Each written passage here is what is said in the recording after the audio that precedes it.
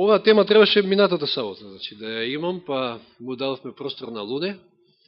Ни гостуваше Луне по пат на оваа техника.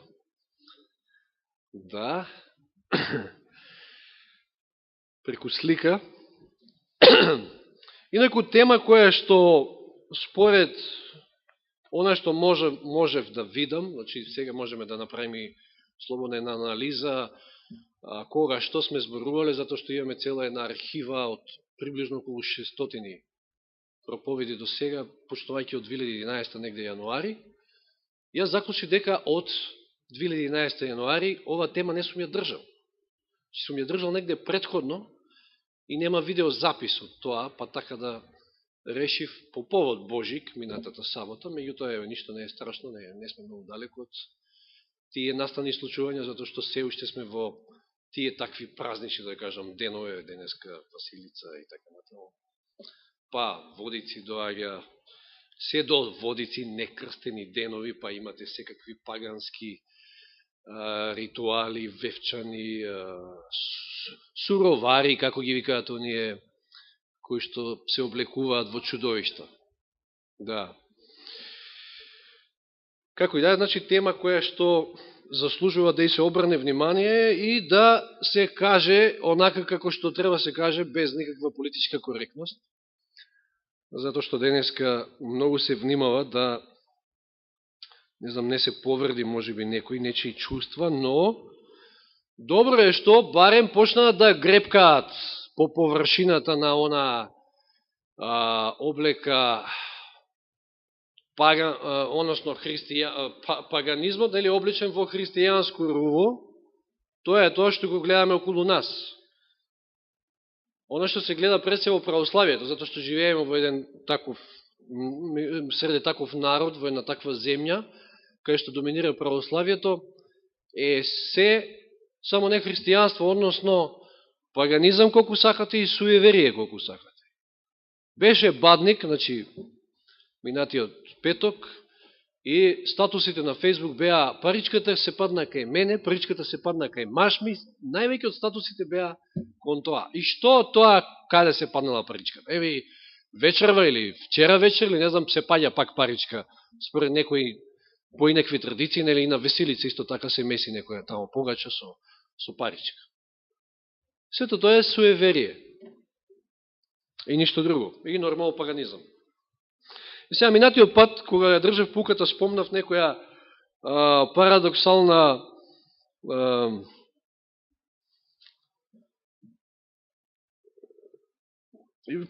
истражување во Македонија, кое што го направиле religija.mk, имате една нова веб страница од скоро излезена, EPCCAS, сега да не ви кажувам што си и како си, дури ги заборавив, спроведено за перцепцијата на граѓаните за религијата и нејзината улога во македонското општество. Каде што од сите испитаници 97,7 покажале верска припадност. И послушайте ги сега бројките, за да ни биде еден вид како вовед во останатиот дел од она што ќе го изнесеме.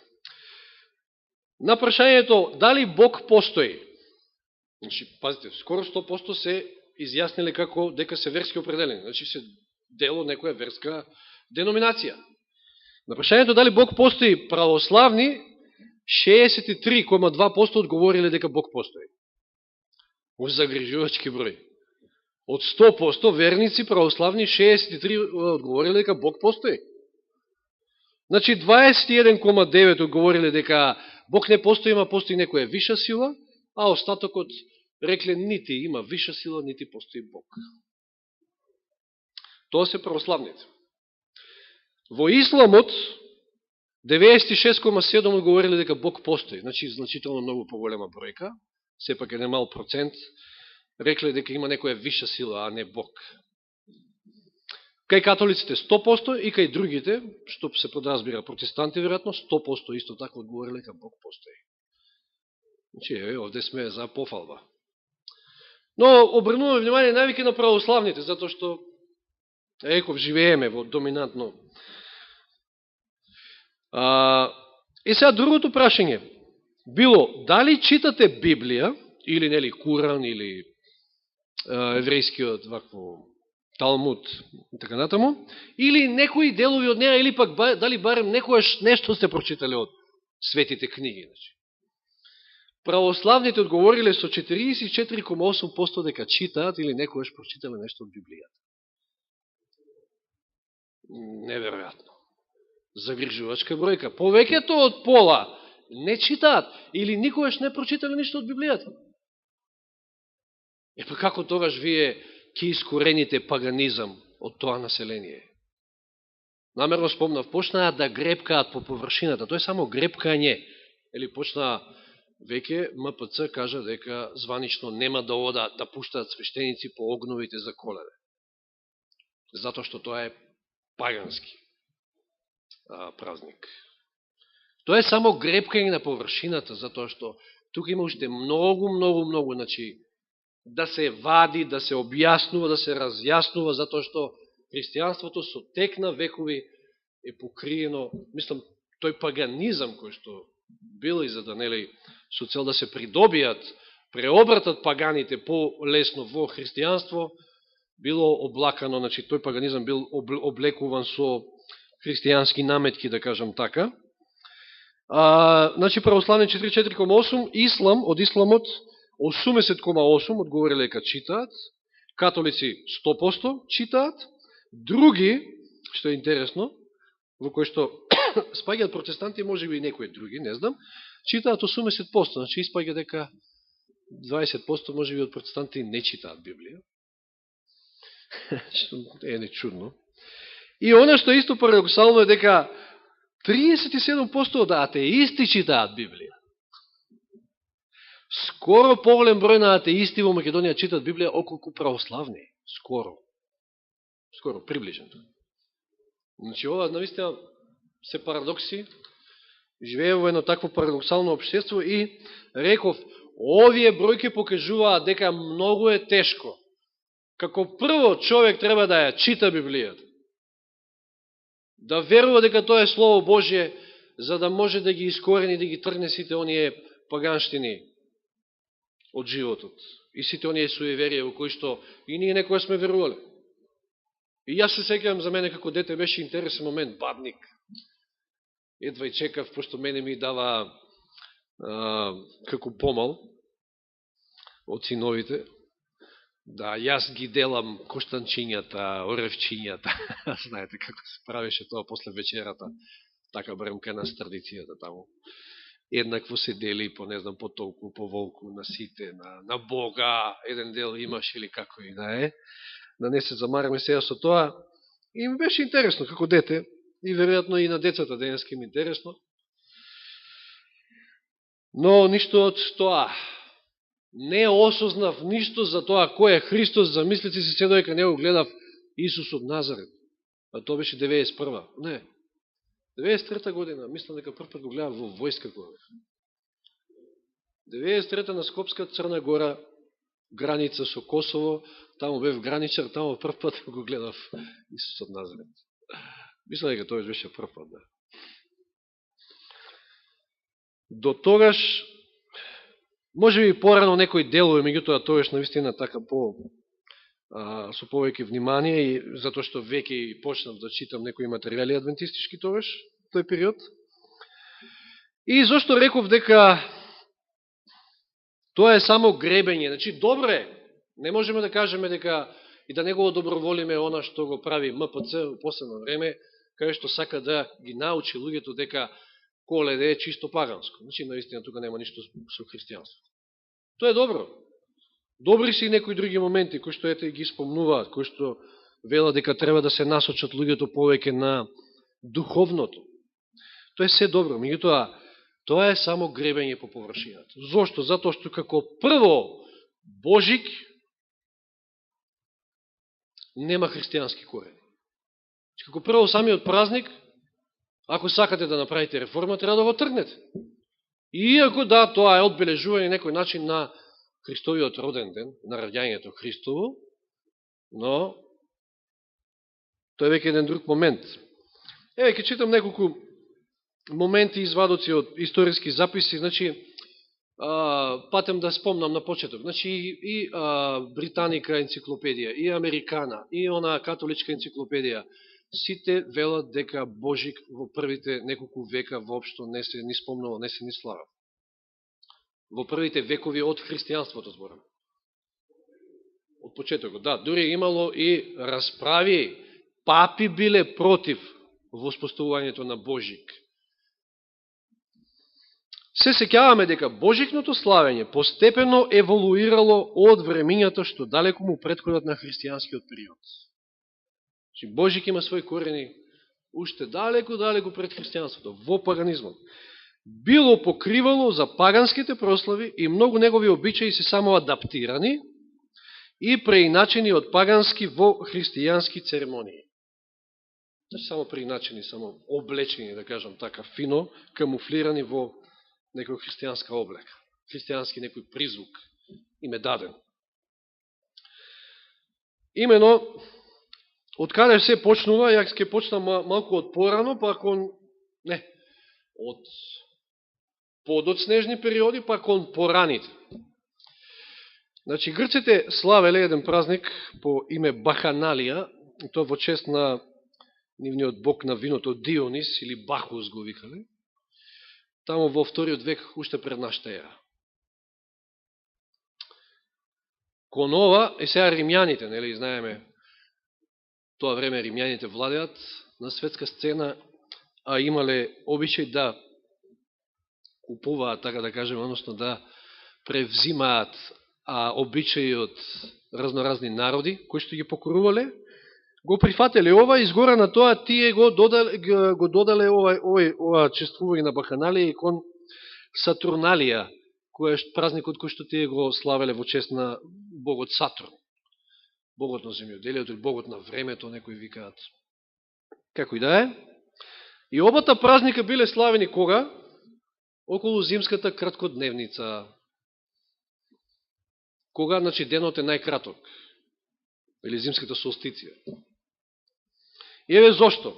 Времето на зимската солстиција од секојаш била важна сезона во митологијата на сите народи. На сите народи, значи, од старт. Затоа што сонцето им бил врховен бог на паганските народи.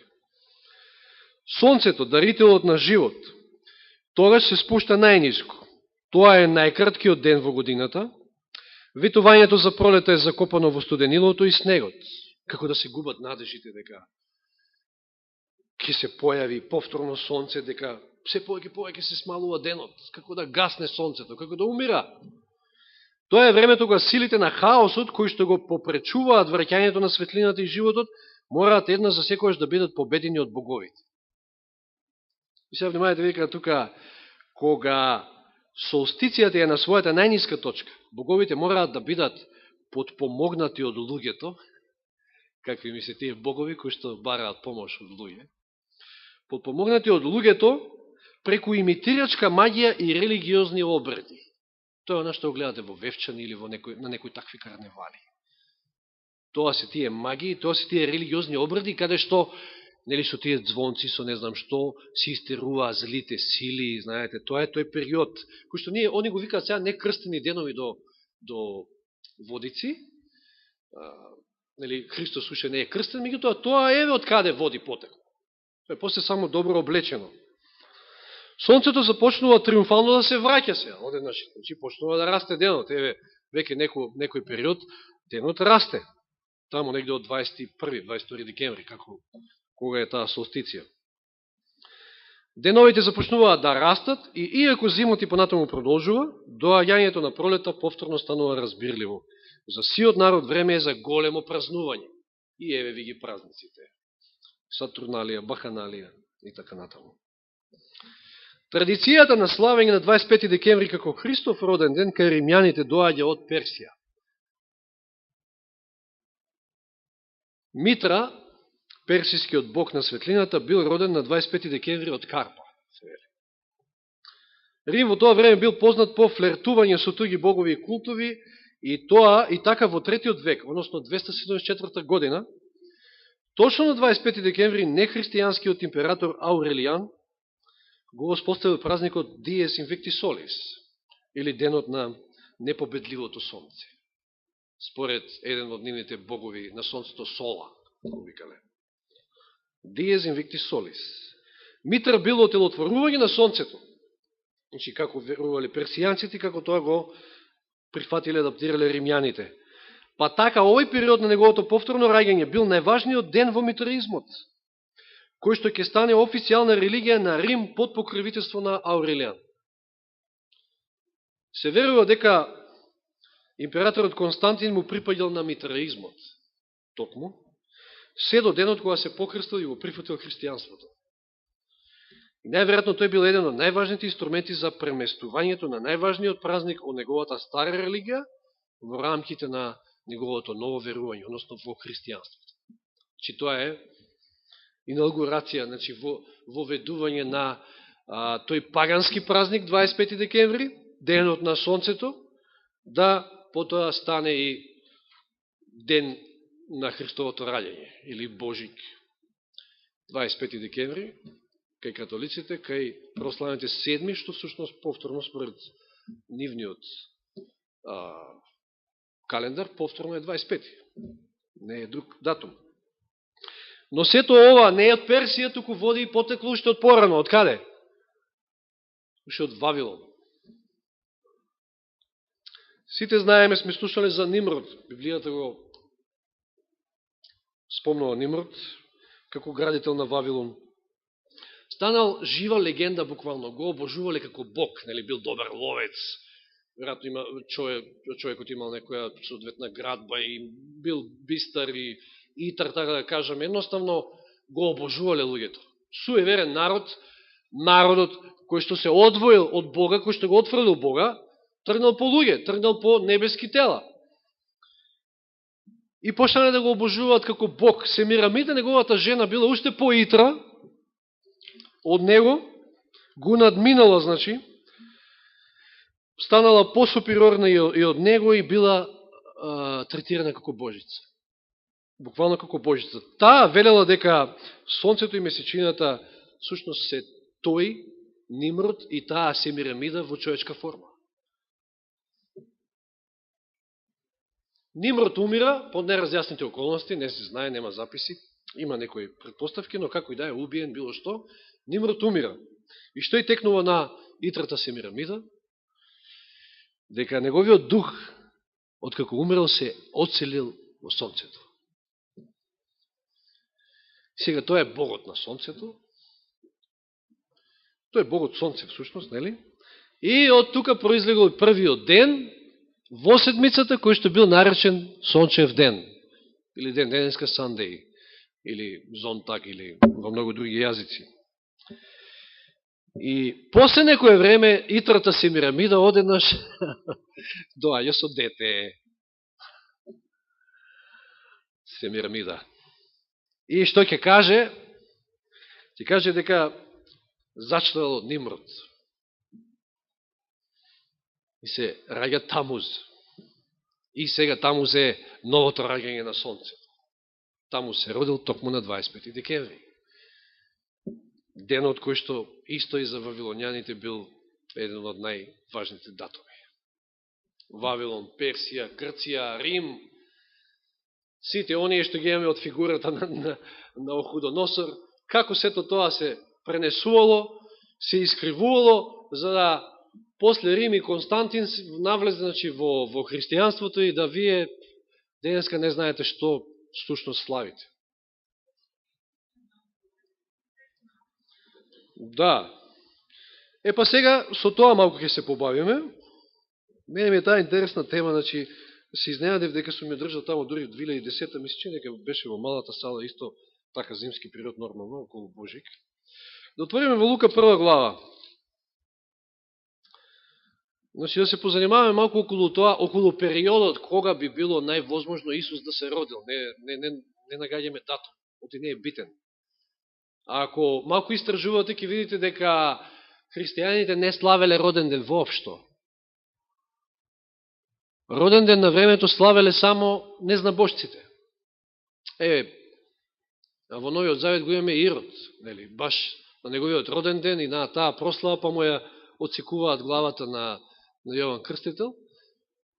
Да, добро, веројатно, че јас не секам сега тука ништо да кажам околу било каква прослава на роден дени. Христијаните пред се не сакале да слават роден ден затоа што сметале дека тоа е денот со кој што тие се појавуваат во овој грешен свет, каде што е маки и проблеми, едноставно не е ништо специјално околу тој ден. Многу побитен е денот на нановото раѓање. Или пак самиот Исус нигде не нагласува дека треба да се обрне внимание на неговиот роден ден, туку на смртта не насочува. И ние имаме цел еден обред овде, света причест, кој што не подсетува, правете го за мој спомен, кој вели, на неговата смрт, затоа што со смртта го победил непријателот, ја запечатил неговата судбина и преку неговата смрт и обезбил избавување за нас. Но да читаме во Лука. Што се случува овде? Немаме многу време, ама ќе читаме така позначени делови. Од 5 стих. Во деновите на јудејскиот цар Ирод беше еден свештеник по име Захарија од Авијановиот род и неговата жена од Ароновите керки по име Елисавет. 20 беа праведни пред Бога, одејќи без недостаток според сите Господови заповеди и повелби. Немаат дете, зашто Елисавета беше неплодна, а 20 беа во години. Еднаш кога тој ја вршеше свештеничката служба, значи, внимавајте, Захарија е од Авијановиот род свештеник и ја врши службата, доека ја врши службата, доека ја на служба во храмот, во Иерусалим, по редот на својот чин, значи вели 9 стих, според свештеничкиот обичај му се падна со жребка да влезе во Господовиот храм и да покади, а за време на кадењето целото множество народ се молеше надвор. Тогаш му се јави Господов ангел, додека тој служил во храмот. Му се јавува Господов ангел и што му вели? Дека неговата жена ќе зачне. Ке се роди некој кој што ќе биде голем пред Господа, да не читам сега сите стихови, кој што нема да пие вино, опојни пијалаци и ќе се наполни со Свети Дух уште од утробата. Денеска зборувавме за Свети Дух, пуката. Исус е тој кој што од раѓање уште, односно бил зачнат од Светиот Дух, а еве го и Јован Крстител бил исполнет уште од утробата во својата мајка со Свети Дух. Затоа Исус ќе го нарече најголем од пророците. Кој што бил роден некојаш од жена, или кој што вели.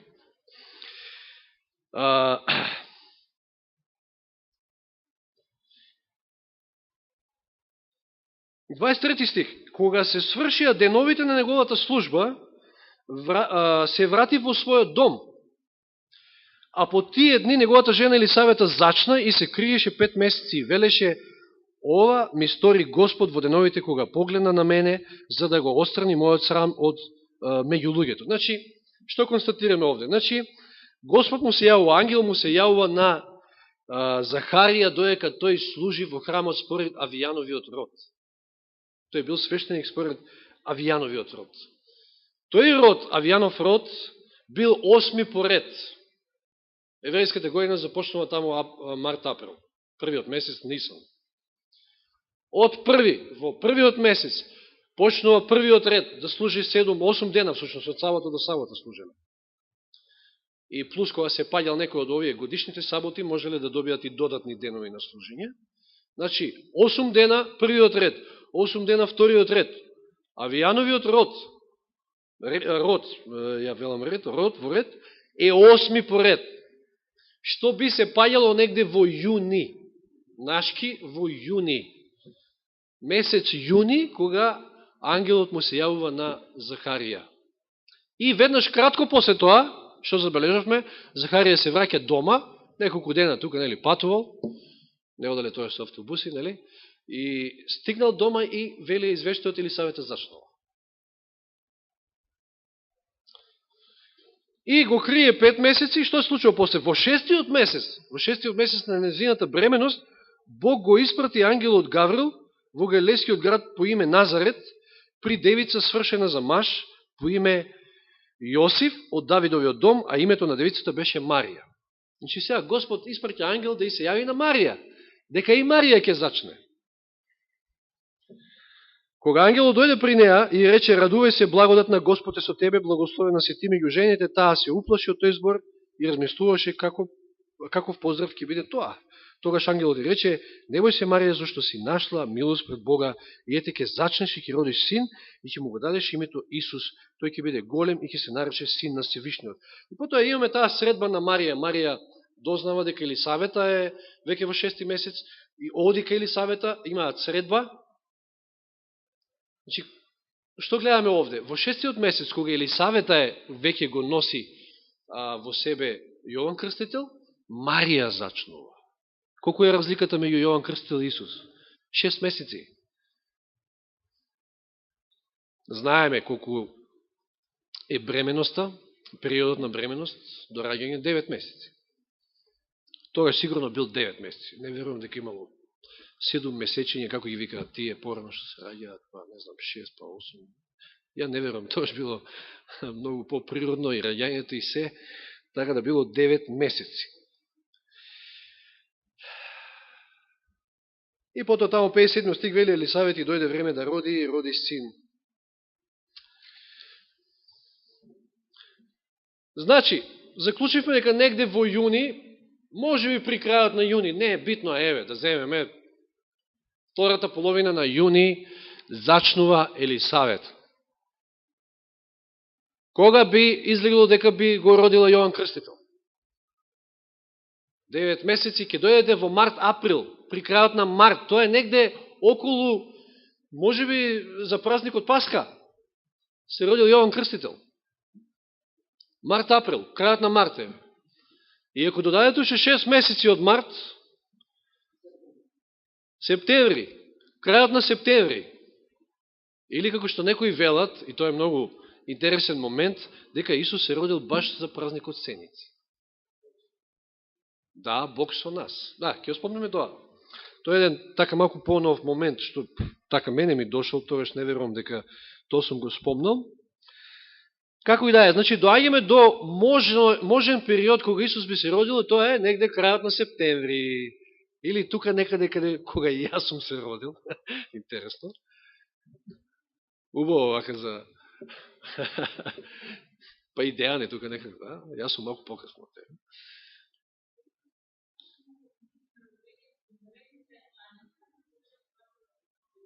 Затоа што не бил битен. Значи, ме мислам, раѓањето е битно, нормално, затоа што Исус се отелотворил, станал човек, еден како нас, битно е, меѓутоа не било битно за да се означува како така. Сега, моменти, кои што исто така покажуваат дека тоа би било таму негде во септември, а не може да биде во декември. Втора глава Лука. А во она време излезе заповед од царот Август за попис на сите жители. Тоа беше прв попис кога Квиринеј управуваше во Сирија и сите одеа за да се запишат секој во својот град, така и Јосиф отиде од Галилеја, од градот Назарет, горе во Јудеја, во Давидовиот град, кој е наречен Витлеем, зашто беше од Давидовиот дом и семејство. Еве зашто Исус се родил во Витлеем. Исус, наречен од Назарет, назареќанецот, се раѓа во Витлеем, затоа што овие отишле да се попишат. Кога се прави попис? Среди зима? Воопшто не е логично, значи попис да правите во декември, иако таму декември не е како нашиот декември, ама сепак е врнежлива сезона, не е погодна. Немало тогаш асфалт. Не оделе со джипови, со колицо, не знам, попишувачите па да стигнат до... Дури и денеска, ако одите да попишувате луѓе, има зафрлени села во Македонија, кои што нема асфалт, и може да заглавите таму некаде, во Кала или во... Да. И кога беа таму во Витлеем и дојде време да роди, и го роди својот син првенец, па го положи во јасли, зашто за нив немаше место во гостилницата. Еве интересен момент. Зашто немало место? Зашто бил некој празник, веројатно.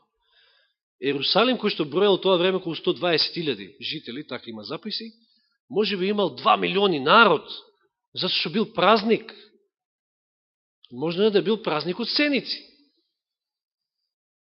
И затоа немало место за нив.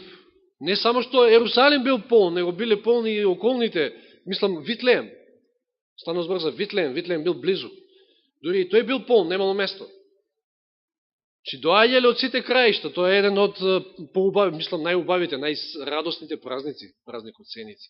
Веднаш после Јом Кипур, последниот значи празник од тие 7 годишни. Кога се радувале, кога благодарности му искажувале на Господа. И сега 8 стих, а во тој ист крај пастири ноќева под ведор небо, чувајќи го своето стадо. Уште еден момент кој што укажува на тоа дека времето не е зима. Стадата биле надвор, пастирите надвор ги чувале стадата се уште. Под ведор небо. Таму негде втората половина од октомври почнува дождлив период долу во Израел. Значи мора да е пред тоа. Значи пак најголемите изгледи се дека се тука некаде. Септември крајот или почетокот на октомври не е битно, кажав, не одредуваме датум, туку само период, прилика. И Господов ангел им се јавува, не бојте се, добро им кажува што се случило.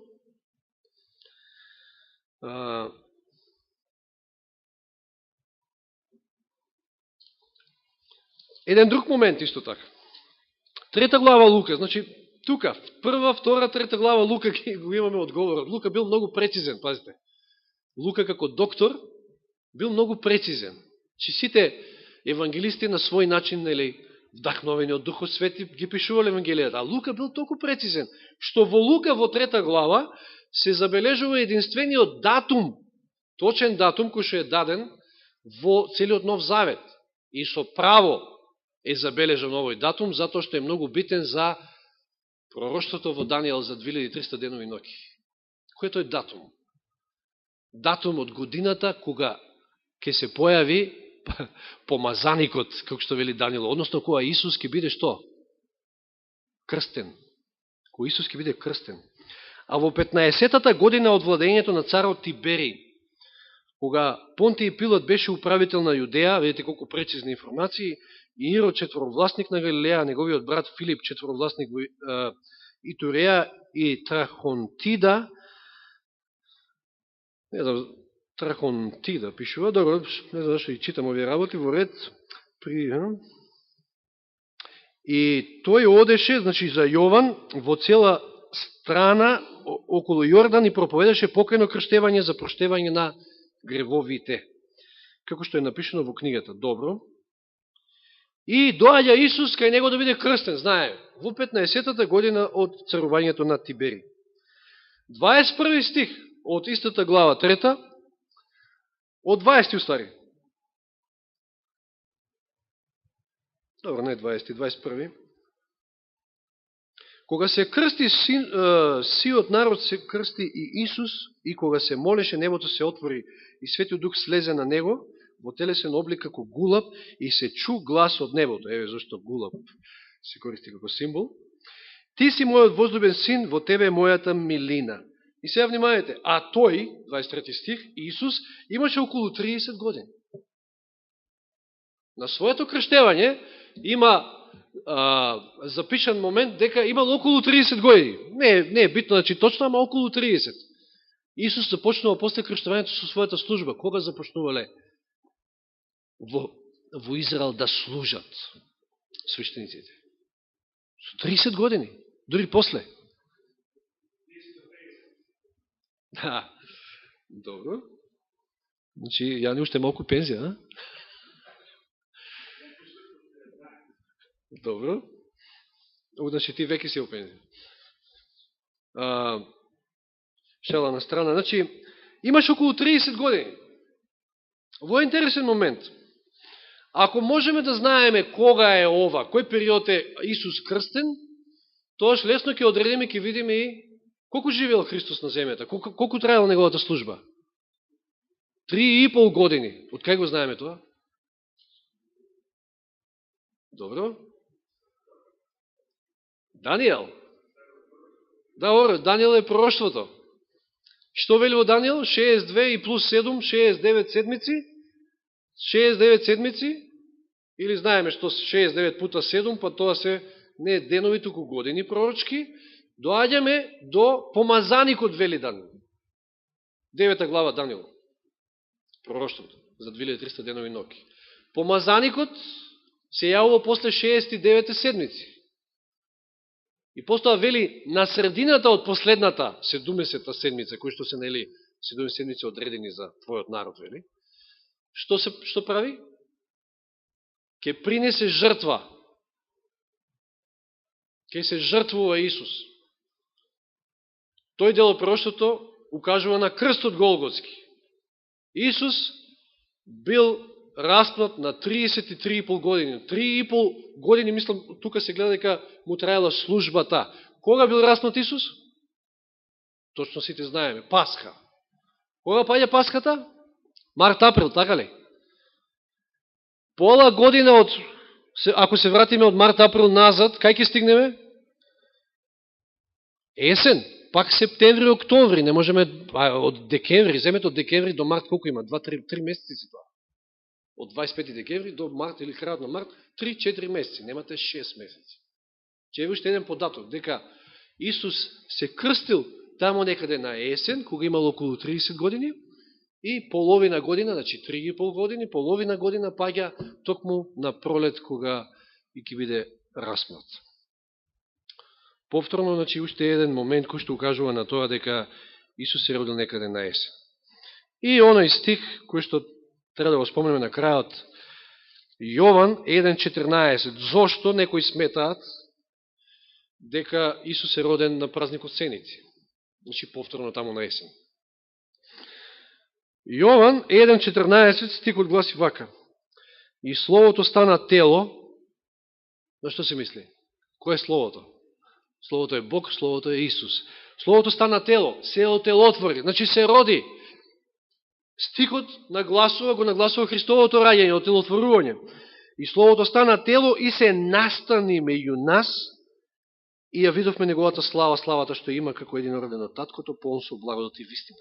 Се настани. Зборот настани е зборот, помогни Јани, скино, или како се чита, се изговара точно на грчки, скино, што подсеќа на што?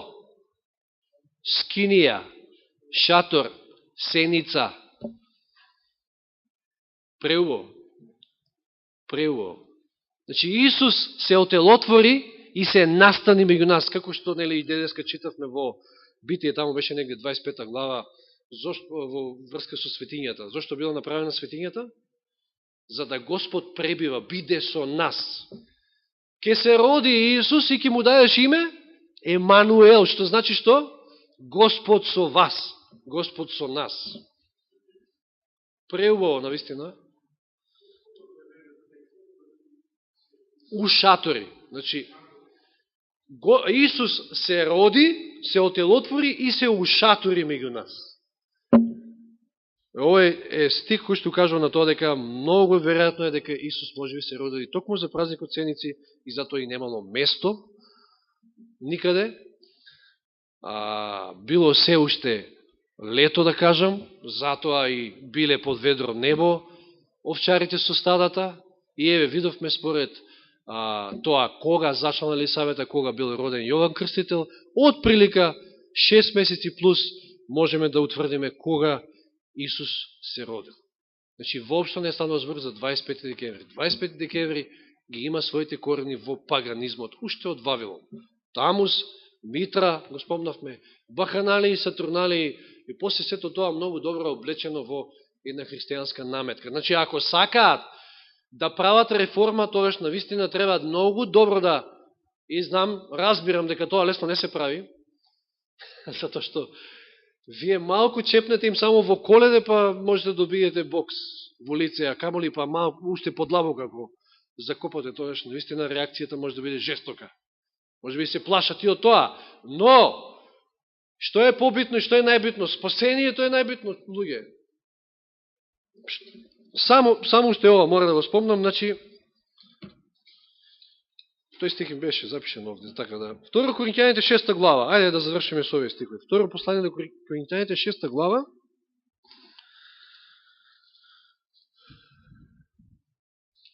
една од причините што Исус бил наречен нововерец, и тој бил наречен нововерец, како што нас не нарекуваат, затоа што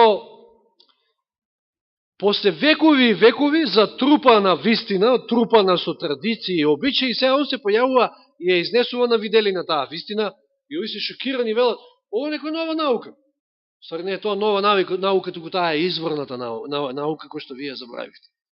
И ја затрупавте со традиции. Што вели Прво Коринјаните 6 глава Павле во овие стихови од 14 до 18? Многу познати стихови. Не впрегнувајте се во нееднаков јарем со неверниците. Прво да ви кажам, во Стариот Завет, што им заповедал Господ на израелците, кога ќе влезете во ханската земја, што? Внимавајте, немојте да гледате како што на нивните богови, на нивните тие, знаеш како на некој мало дете ќе му кажеш не бркай во штекот, ќе бркне баш во штекот.